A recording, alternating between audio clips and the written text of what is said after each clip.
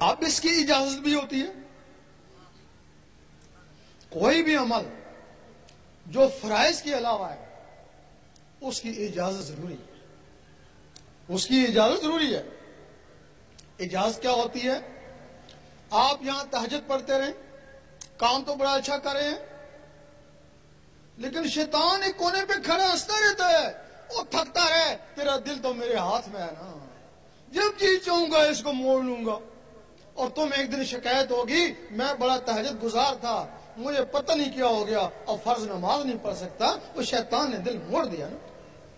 جب کوئی شخص اس دل میں اللہ کو بسانے کی کوشش کرتا ہے، شیطان کے پاس جنات کی ہندو فوج ہے، حکم دیتا ہے جاؤ اس کو برباد کر، تباہ کر، کچھ بھی کر، یہ اللہ اس کے اندر نہ جائے، ورنہ یہ ساری عمر کے لیے ہمارے ہاتھوں سے گیا.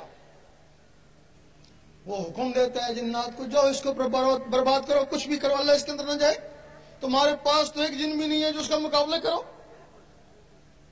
وہ آئیں گے تمہیں ستائیں گے. بعض نہ وہ پاگل بھی کر کے جا سکتے ہیں، تب بھی لوگ کہتے ہیں کہ اللہ اسے پاگل ہو جاتے ہیں.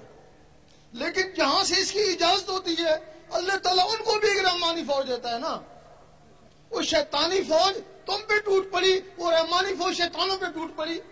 وہ رحمانی فوج اس وقت تک تمہارا ساتھ دے گی جب تک تمہارے اندر رحمان جاگ نہیں اٹھتا.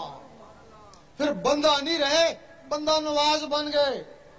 غریب نہیں رہے، غریب نواز بن گئے. پھر وہ غریب نہیں رہتا ہے، پھر وہ غریب نواز بن جاتا ہے.